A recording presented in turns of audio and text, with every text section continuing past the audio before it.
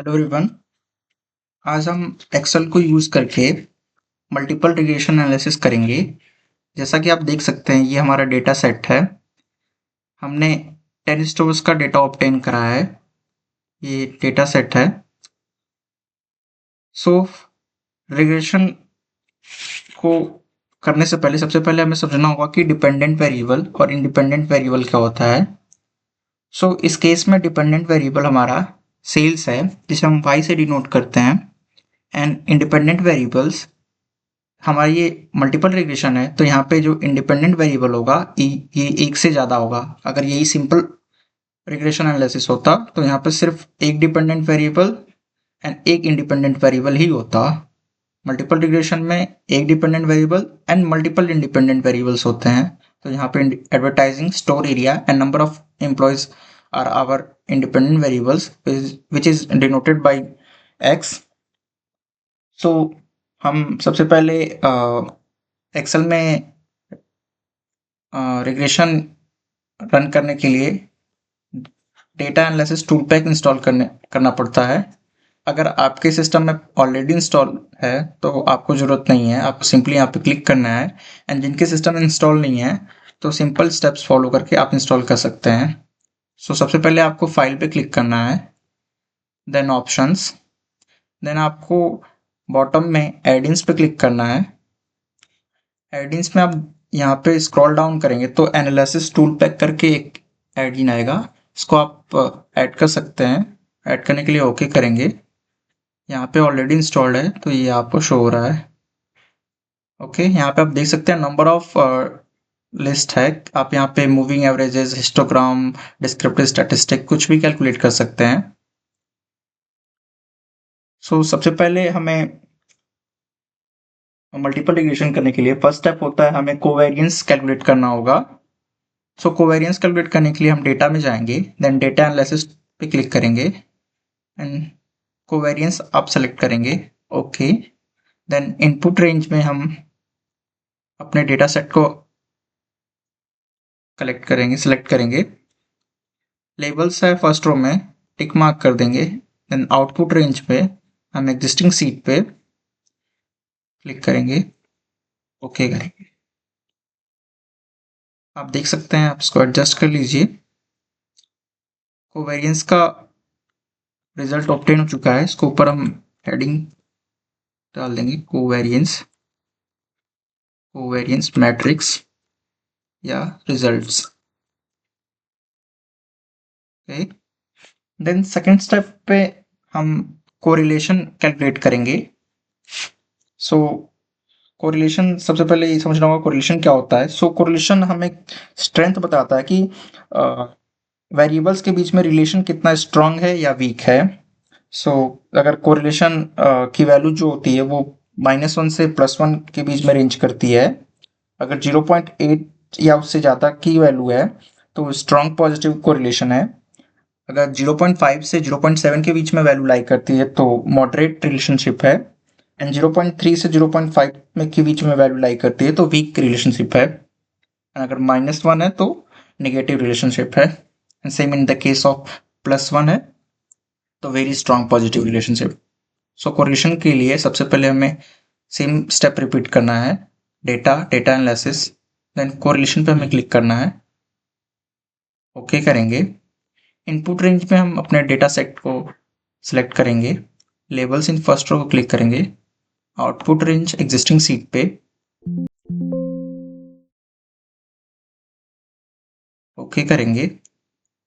आप देख सकते हैं कोरिलेशन का भी रिजल्ट ऑब्टेन हो चुका है। इसके ऊपर हम कोरिलेशन लिख देंगे, कोरिलेशन मैट्रिक्स।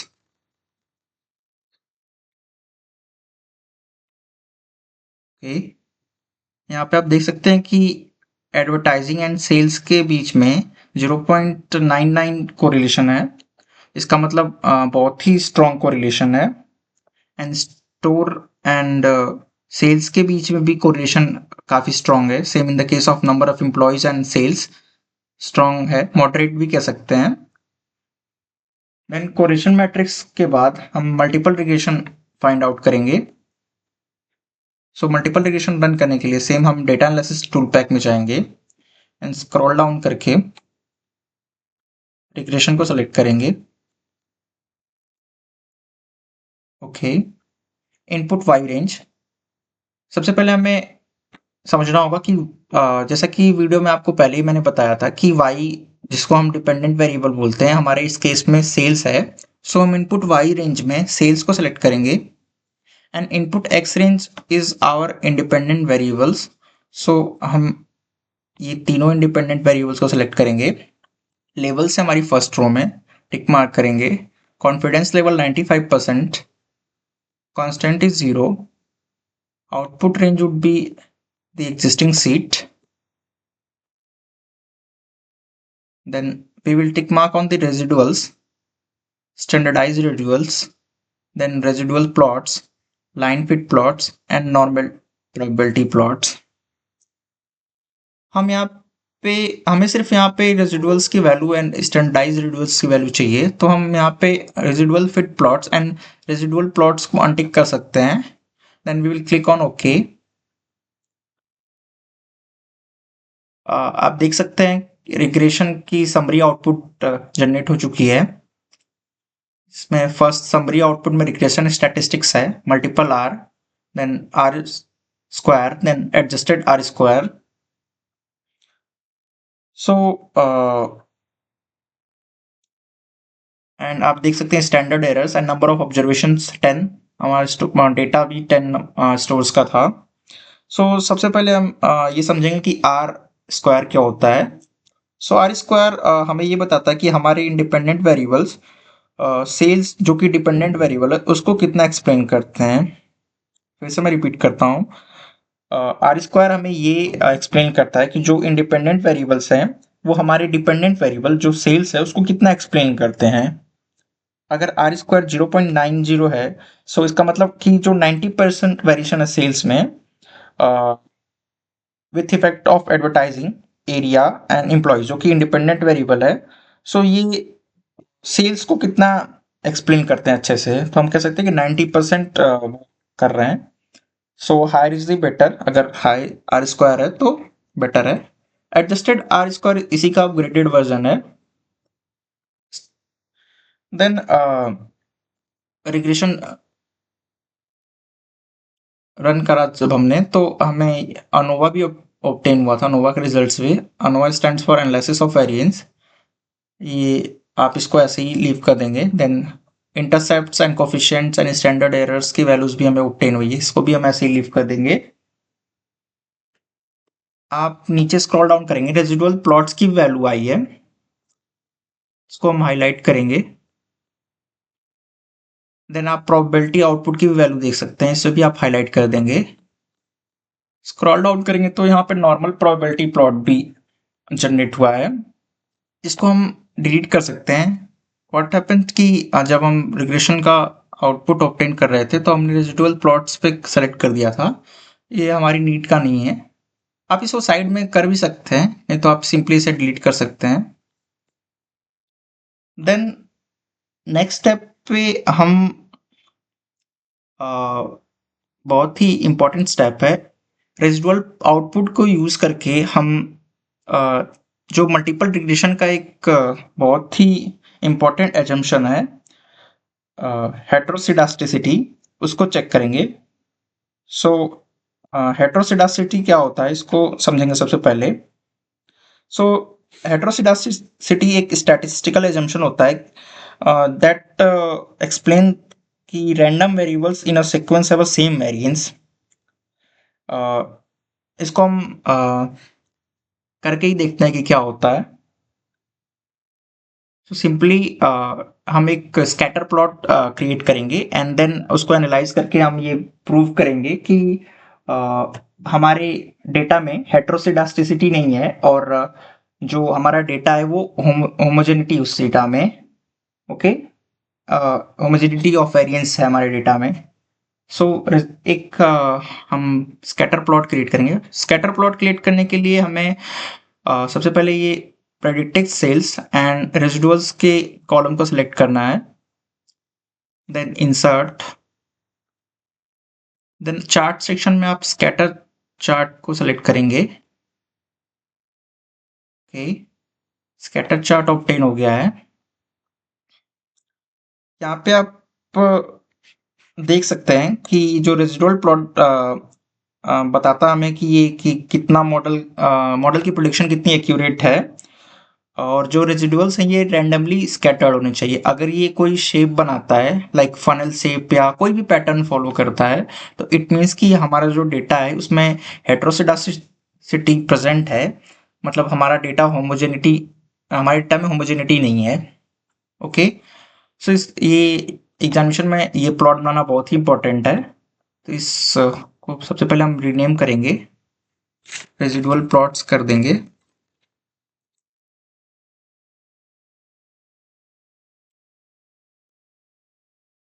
देन हम एक्सेस भी डिफाइन कर देंगे। एक्सेस डिफाइन करने के लिए सिंपली हम यहाँ पे प्लस आइकन पे क्लिक करेंगे एंड एक्सेस टाइटल्स को टिक मार्क करेंगे। On horizontal axis we will name it as predicted sales,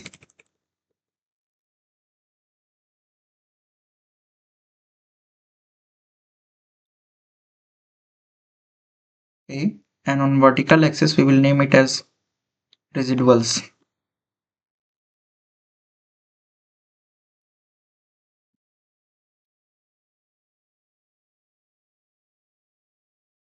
Okay. So residual plot create करने के लिए हमने simply predicted sales and residuals को सेलेक्ट करा था, एंड स्कैटर प्लॉट में जाके हमें ये ऑब्टेन हो गया। सो सिंपल स्टेप्स हैं। आप इस चार्ट को लेबल भी कर सकते हैं, अलग अलग कलर में भी कर सकते हैं, ये आपके ऊपर डिपेंड करता है आप इसे कैसा अट्रैक्टिव बनाते हैं। सो रेजिडुअल प्लॉट्स से क्रिएट करके हमने क्या समझा, सबसे पहले हमने जो मल्टीपल रिग्रेशन की एक फॉरमोस्ट एजम्पशन है कि डेटा हेट्रोस्किडास्टिक नहीं होना चाहिए, मींस डेटा में होमोजेनिटी होनी चाहिए, वो हमने आइडेंटिफाई करा प्लॉटिंग के मेथड से। यहाँ पे कोई भी पैटर्न नहीं बन रहा है, रैंडमली स्कैटर्ड है, इट मीन्स कि there is a homogeneity of variance. Okay, then regression का एक और इम्पॉर्टेंट एजम्पशन होता है जिसे हम मल्टी कोलिनियरिटी बोलते हैं। मल्टी कोलिनियरिटी मीन्स कि जो दो इंडिपेंडेंट वेरिएबल्स हैं, like suppose example advertising and store area, अगर ये अगर ये दो इंडिपेंडेंट वेरिएबल्स आपस में कुछ ज़्यादा ही रिलेटेड हो जाएंगे, तो हमारा जो रिजल्ट्स है वो काफ़ी अनरिलायबल और रोबस्ट नहीं होगा। सो अगर दो इंडिपेंडेंट वेरिएबल एक दूसरे के साथ हाईली कोरिलेट हो जाते हैं तो जो मॉडल है वो अनरिलायबल हो जाता है। सो ये भी नहीं होना चाहिए, ये भी एक बहुत ही इंपॉर्टेंट कॉन्सेप्ट है मल्टी कोलिनियरिटी का। सो हम टेस्ट फॉर मल्टी कोलिनियरिटी करेंगे और चेक करेंगे कि हमारे डेटा में मल्टी कोलिनियरिटी प्रेजेंट है कि नहीं। ओके, सो सबसे पहले हम हेडिंग ऊपर लिखेंगे test for multicollinearity, multicollinearity using correlation matrix. हम कोरिलेशन के रिजल्ट्स को यूज करके चेक करेंगे कि हमारे डेटा में मल्टी कोलिनियरिटी प्रेजेंट है कि नहीं। इसको बोल्ड में कर सकते हैं। Okay, so multicollinearity check करने के लिए हम VIF का यूज करते हैं। So VIF stands for variance inflation factors. So VIF calculate करने के लिए हम यहाँ पे इसका फॉर्मूला होता है वेरिएंस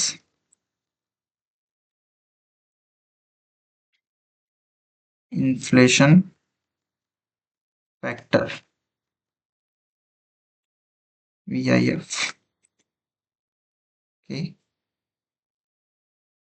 का फॉर्मूला होता है divide by 1 - R square. R square ये सबस्क्रिप्ट में होगा, R square,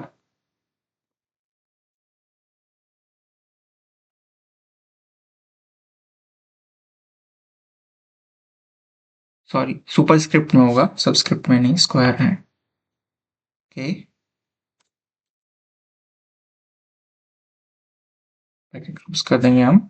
so we I F का फॉर्मूला होता है 1/1 - r²। जो r है वो r क्या है? r इज कोरिलेशन कोफिशिएंट जो हमने ऊपर आइडेंटिफाई करा था। ओके, सो इसके लिए हमें सिंपली एक टेबल क्रिएट करनी होगी। या सबसे पहले फर्स्ट स्टेप है वी आई एफ कैलकुलेट करने के लिए हमें जो कोरिलेशन को मैट्रिक्स है इसे कॉपी करना होगा। कॉपी कर लेते हैं इसको, अंडरस्टैंडिंग पर्पस के लिए इजी रहेगा हमारे लिए। ओके, फॉर्मूला को हम बोल्ड कर देंगे।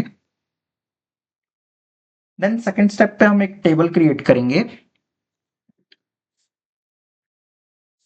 हमें वी आई एफ चेक करना है, तो वी आई एफ चेक करने के लिए हम इंडिपेंडेंट वेरिएबल्स में आपस में कोरिलेशन है कि नहीं ये चेक करेंगे।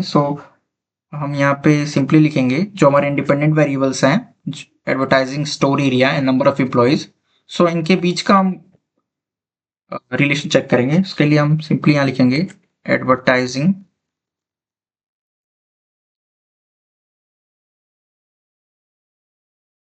And store area.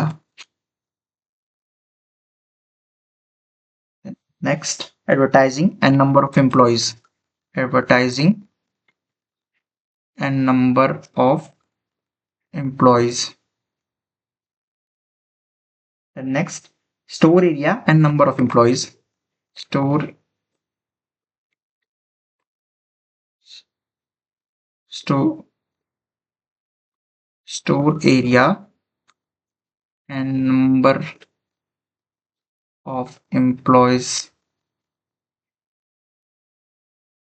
देन हम आर को लिखेंगे, आर जो कि कोरिलेशन कोफिशिएंट है। देन आर स्क्वायर, इसको हम सबस्क्रिप्ट में कर देंगे, सुपरस्क्रिप्ट में, sorry, superscript. Then V I F which stands for variance inflation factor. Okay, so are में हम सबसे पहले इसको तो अच्छे से बोल्ड कर देते हैं, डिफरेंस क्रिएट हो जाएगा।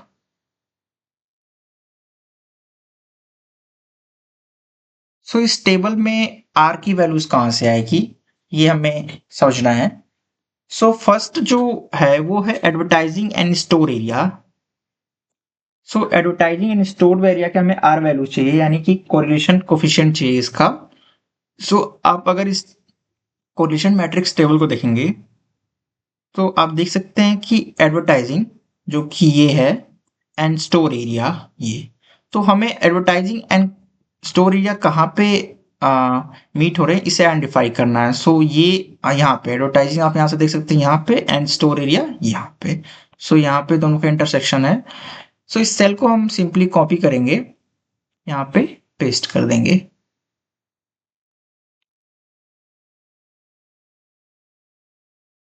नहीं हो रहा है, हम यहाँ पे ऐसे ही कॉपी कर लेंगे नंबर्स को, पेस्ट कर देंगे। देन हमें advertising and number of employees का चाहिए कोरिलेशन कोफिशिएंट। आप देख सकते हैं advertising and number of employees, advertising and number of employees. इसे कॉपी करेंगे, इसे भी हम एंड पेस्ट कर देंगे। ओके, देन हमें store area and number of employees का कोफिशिएंट ऑफ कोरिलेशन चाहिए, सॉरी, यस, कोरिलेशन कोफिशिएंट चाहिए store area number of employees का। Store area and number of employees, इसका कोफिशिएंट है, कोरिलेशन कोफिशिएंट ये है। कॉपी करेंगे, पेस्ट कर देंगे।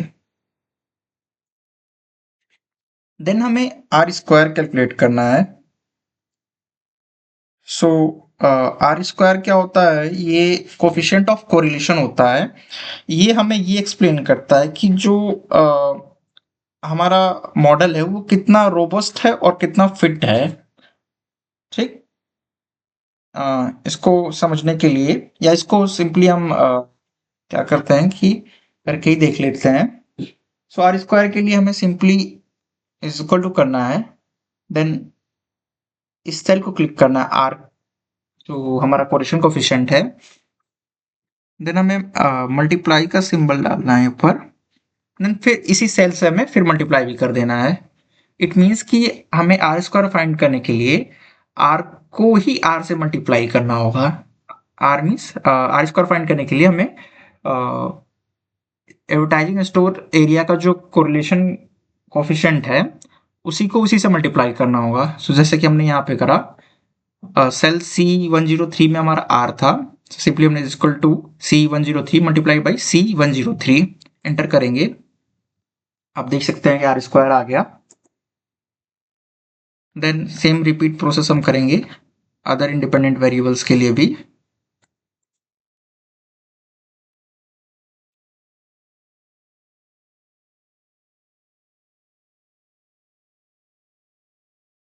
ओके, देन हमें variance inflation factor find out करना है।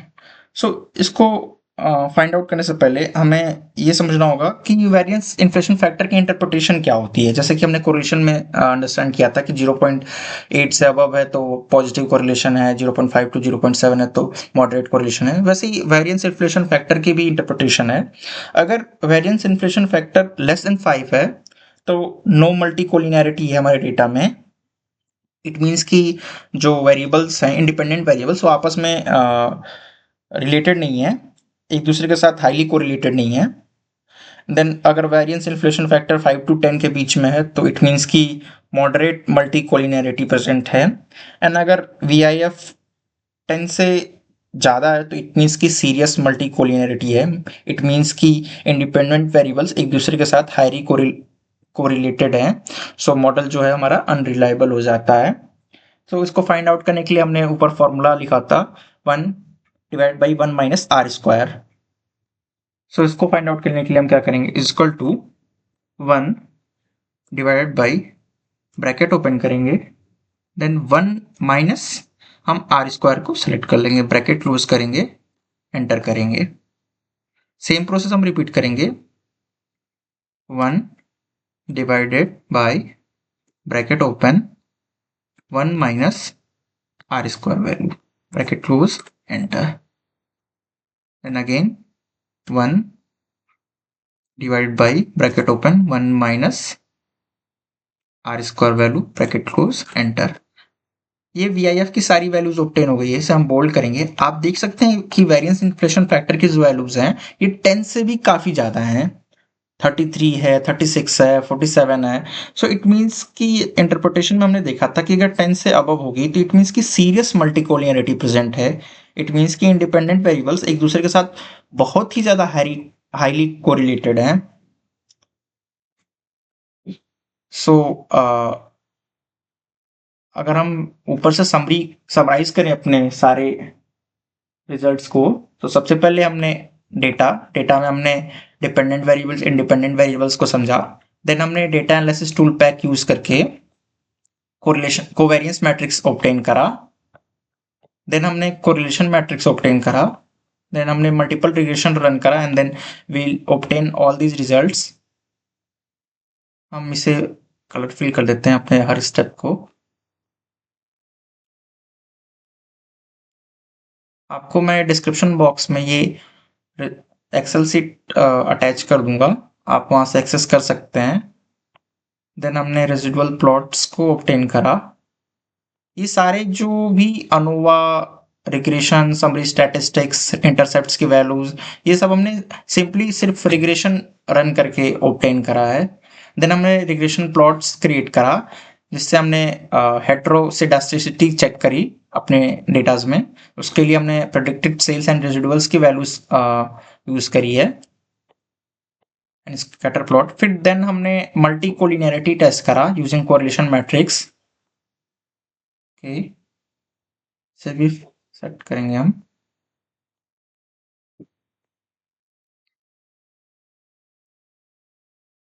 देन ये रिजल्ट हमारा ऑब्टेन हुआ, इसे हम बोल्ड कर देंगे।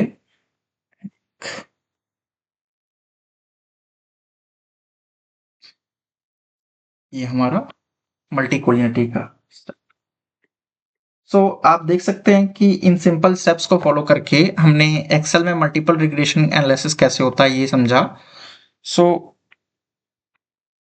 अगर